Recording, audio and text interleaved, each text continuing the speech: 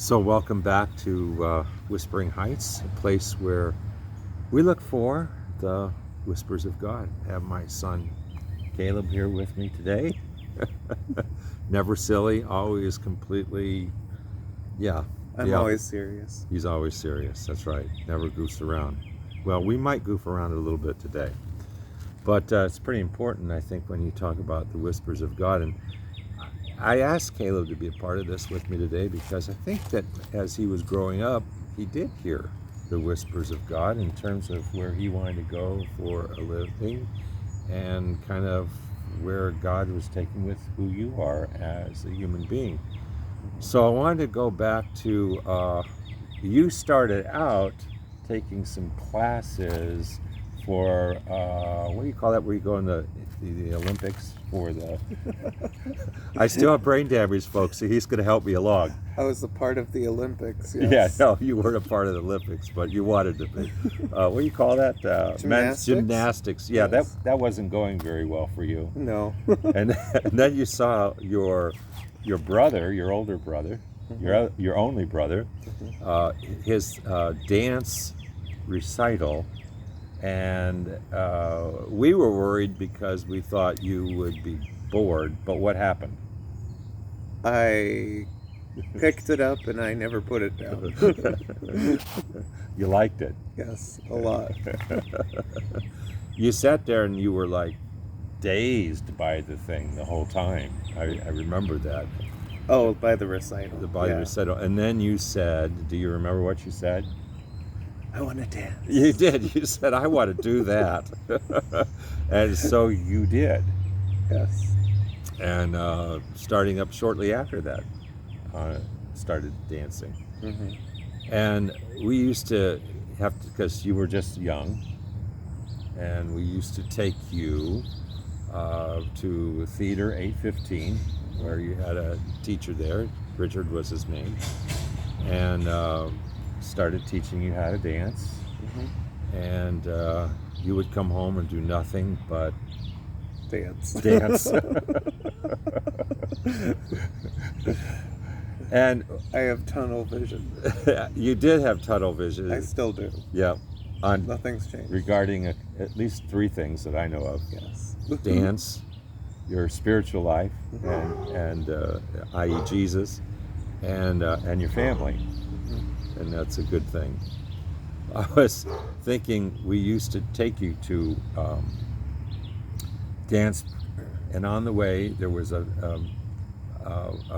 pond or a little lake, and there was always people. Didn't matter what day of the year it was, didn't matter what day and we would drive by. You're going to help me with this. Okay. And there would always be people fishing there, always. So every time we would go by, we would say 24 hours a day, 7 days a week, 365 days a year, including Christmas Easter. and certain bank holidays. Yeah. We always had a good time, didn't we? Yes. But I think that really, the reason I bring that up is because that's really what dance became for you. I mean, you were that's all you thought about. That's all you did. 24 hours a day. Yeah. Yes. Yeah. To the point that it didn't take very long until you were doing some dancing professionally. So tell us about that. About my professional experience? Well, I mean, when you were a kid and, we were dropping you off places for weeks at a time. Oh, well, like you said, it started with Richard, and it was I think it was not your typical beginning in dance, because he was kind of a master of having you do something and you just did it. He called you to something that was difficult. You didn't even realize it was difficult, and he had confidence in you and just went for it. And I look back at videos of that time and I think to myself, wow, you were doing that. It wasn't easy stuff, it wasn't done with technical perfection at the time, Mm-hmm. but I was doing some very difficult stuff, and I bring that up mainly because he instilled confidence in me, and I think a lot of the other students, and he was a very successful teacher. He has people dancing and in the performing arts Mm-hmm. throughout the United States. But was he the most technical teacher? Not by any means. But a fantastic encourager. Yeah. So then that led me to Canton Ballet, which was more serious ballet school. And that's where I started learning real technique. Had to That was do the that. beginning of I all. had to do that so people would know this was a real live thing going Oh, on. yeah. We hadn't practiced either. Shameless plug. There you go. McDonald's. So, Canton Ballet. Yeah. Started dancing at Canton Ballet, and I had a lot of great experiences there. They were, I think, what they were really good at was putting on performances and allowing you to have the opportunity to be a part of a full-length ballet, Mm-hmm. 2 hour ballet, and have a real part in it and dance basically the main character roles or the lesser roles depending on what they wanted you to do, and that was a great experience because not everyone gets that opportunity. If you grow up in a bigger ballet school, you do the minuscule parts, and then maybe if you're lucky one day you get to try out the difficult stuff. Mm-hmm. But you have to be very, very, very good to have that opportunity. That led you to another teacher. Ina and Dimitri. Yeah. Yeah. And they were very important in your Yes. your development. Yes. Yeah. They were all technique, and they taught a lot about artistry as well. But most of what I use as a teacher today comes from their influence, which was the Vaganova technique, which is from Russia. Mm-hmm. Very, what's the word? I'm trying to think of it. Soviet style. Yeah. To be more accurate, it's the Soviet ballet technique. And they were very loving.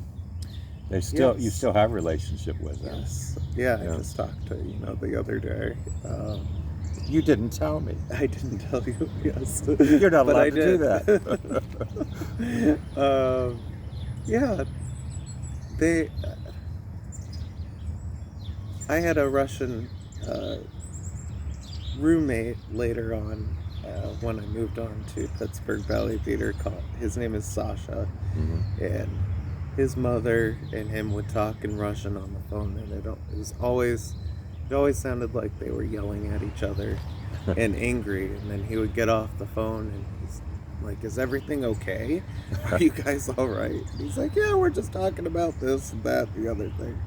And that actually helped me to understand Ina and Dimitri more. They're just loud, boisterous people, passionate, and I was kind of scared of them. But I knew that they cared about me, and She always called you boy. for a long time, yeah. Yeah. Well, it started out Campbell, and I'm not a soup. And then you were her good boy. Yeah, well, they eventually started calling me Caleb or something like that, Caleb. Caleb. And then I think at least my story goes that they gave up and they called me boy for a while, and then they eventually were able to say my name easily. So you went to Pittsburgh, to the big studio, to the big um, ballet theater, hmm professional, hmm was dancing with them, some professionally, dancing around other places, helping out hmm professionally. What was that experience like? Besides the fact you never had a dollar to your name, which might have been good Those were good times. because you know I when I dropped you off, I've told you before I about cried my eyes out because you didn't have anything. I mean, we didn't have any money to give you, and it did help build you into being a man, and I'm hmm proud of that. But boy, that was a hard thing for us to let go of you there. Yeah, Yeah. I was excited but scared because I'm a homebody. Even though I had traveled Yeah. to San Francisco, and Cuba, and different places. Ah, you broke the law. You went to Broke Cuba. It was legal. Okay. Sort of. I'm just glad I got back. This is Christian oriented. We're not allowed to tell us what we did wrong. Yeah. It was a good experience in Pittsburgh. As far as my artistic development and development as a dancer, um, the teachers were very good. Mhm. I still say to this day they weren't as good as Ina and Dimitri at teaching the fundamentals and basics of Mhm. ballet, which is very important, like anything else, technique. Mhm. Uh, but being under fantastic dancers and people who were currently in the game professionally, uh, that was invaluable. A lot of the male dancers would see you trying something in the studio, it'd stop and come in and help you out with things. Oh. Yeah, often Yeah. that happened, and I learned a lot about so many things. For example, trying to think of his name. Christopher Budzinski was a principal dancer, which is the highest level that you can go in a ballet company, and he had a lot of issues with his knees and ankles, and just watching him and hearing his story about how he worked through those issues taught me how to take care of myself, Mhm. how to really be in it for the long haul Mhm. rather than just making stupid teenage decisions, trying out the most dangerous steps ever Yeah. without thinking about it, which the lack of fear is really important, but having some smarts is good. Might be more important. Yeah. That led you to your own personal uh, career as a ballet, professional ballet dancer here in Iowa. hmm And that was important. I think not only professionally, but you found someone important to you there as well. Yes. My wife, Heidi. Yeah, yeah. So we didn't invite Heidi, so we'll leave her out other than that's his wife. Yep. And they have children. Yep. But how was the experience while you were dancing here? I mean, Well, I think one of the most interesting things is I wasn't expecting to get a ton of opportunity at the start. mm-hmm, Um, I expected to be at the lowest level and be doing stuff that's just not as much stage time. Mm-hmm. But I was immediately thrown into the biggest roles for the most part, or supporting roles, and some corps de ballet work, which is like an ensemble, your ensemble work. So I did pretty much everything, and that was a lot of fun and very tiring. And I honestly didn't know how to handle that at the beginning physically, Yeah. because most of my experience, you see, dancers and other professional companies or bigger professional companies, they don't have to dance all the time. Yeah. So I had to learn how to deal with injury. In a smaller company. Yeah, and how to Yeah. work that. Mm-hmm. A lot of it sometimes came down to me not doing all of the warm-up class in the morning, Yeah. saving myself, maybe marking through things, which is just not doing it full out Yeah. when needed. So, okay. Now you teach, Mm-hmm. and you're extravagantly good at teaching. It's But I was just one of wondering, my passions. what is that passion for you in working with kids?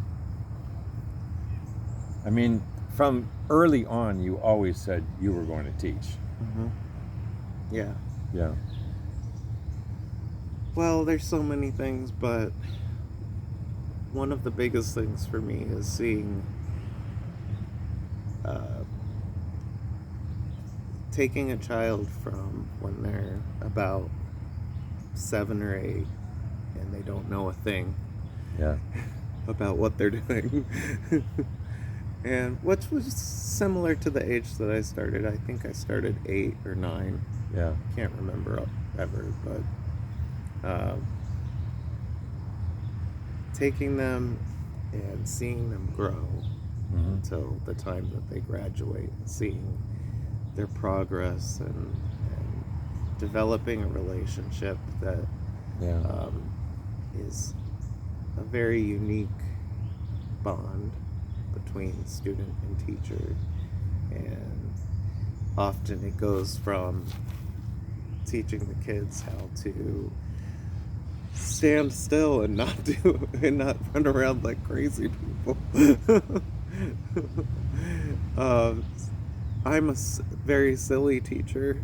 I use No one would tell that by this video. I use a lot of comedy when I'm teaching.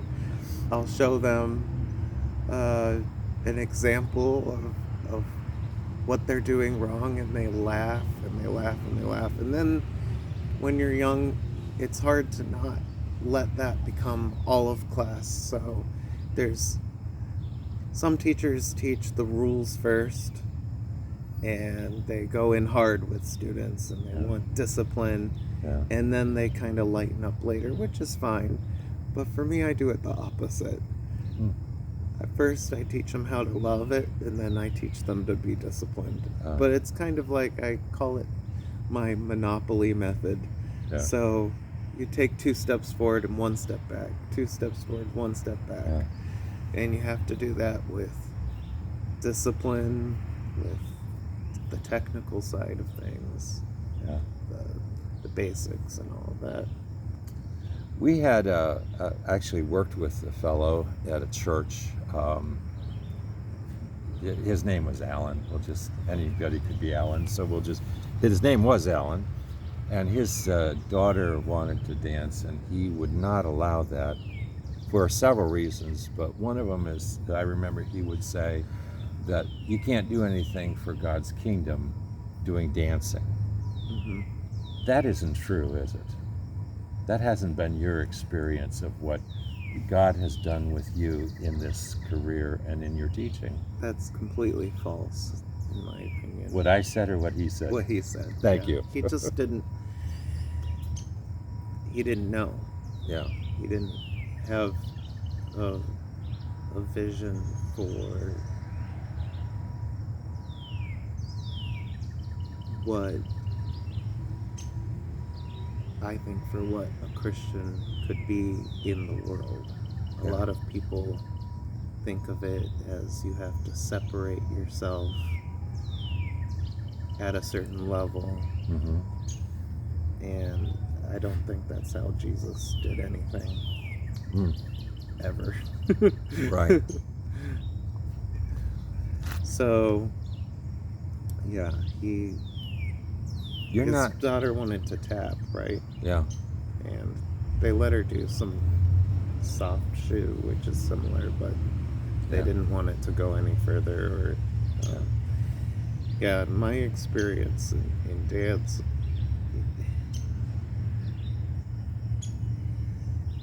is that, yes, you have to be. I'm not trying to convert anyone Yeah. to my way of thinking, Right. but I'm being an example every single day Yeah. to kids, and you don't know what anyone is going through at any point, and showing them how much Yeah.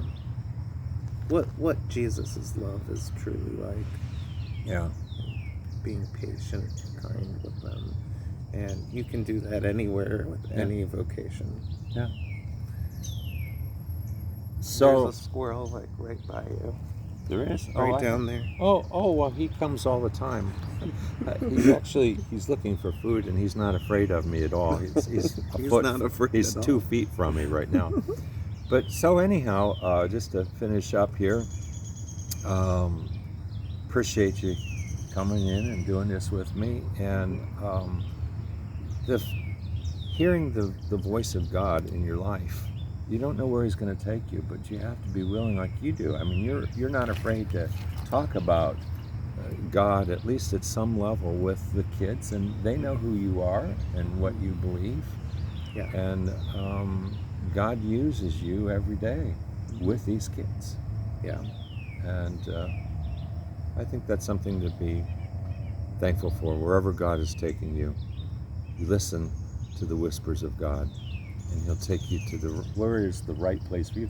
Your mom and I never tried to tell you what you needed to do with your life. No. We knew that God would take you to that, and He has.